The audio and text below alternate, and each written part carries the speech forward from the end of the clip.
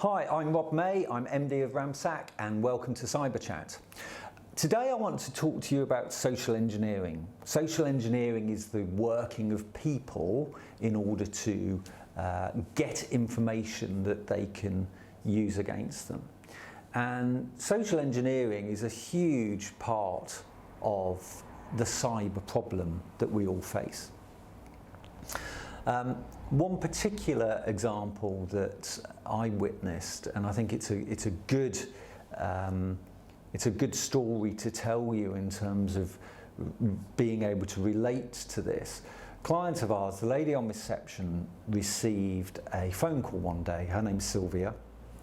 Sylvia received a phone call and the person on the end of the phone said, "We're doing a quiz this morning and if you can answer 3 simple questions, you'll win a magnum of champagne."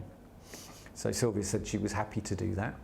And question number 1 was, who is the Queen of England?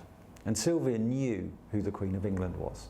Question number 2 was, who's the Prime Minister of England? And she also knew who the Prime Minister was. Question number 3 was, what accountancy software do you use? Now Sylvia didn't know that. So Sylvia called their IT guy, Mike, and Sylvia and Mike are good friends, and in fact they were going out for lunch that day, and Sylvia just said, "Mike, quick question, what accountancy software do we use?" And Mike said, "We use Sage Line 50, see you at lunchtime." So Sylvia goes back to the guy on the phone and said, "We use Sage Line 50. And he went, "That's brilliant, 3 questions right, I can send you a magnum of champagne. Let me take your details." Now it won't surprise you to hear that Sylvia never received a magnum of champagne. But several days later, a phone call came in asking to speak to IT. So the call got put through to Mike.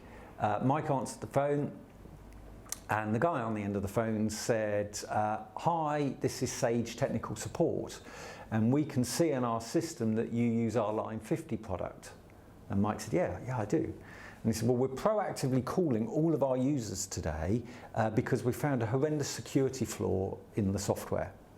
And we just want to warn you about it. But don't worry, we've written a fix. I'm about to email it over to you.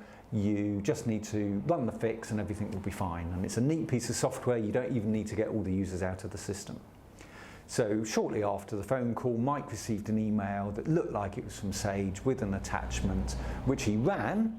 And when he ran it, almost instantly his whole network started to fall down around his ears, and it was a ransomware attack, and they wanted 30,000 euros paid in Bitcoin in order to get their data back.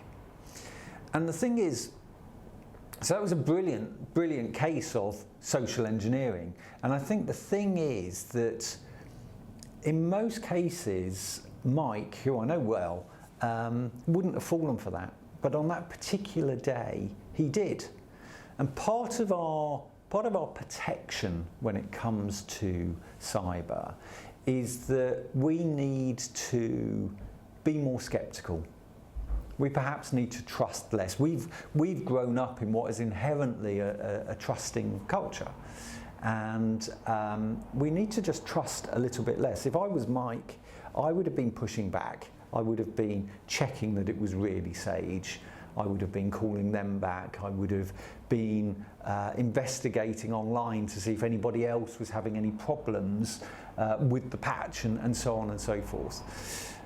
And I think normally Mike would have done too, but on this day, you know, he was tricked and he fell for it, and it was very disruptive. So be aware of social engineering, be aware of people and what they're asking for, and just think, why are they asking, and are they who you really think they are?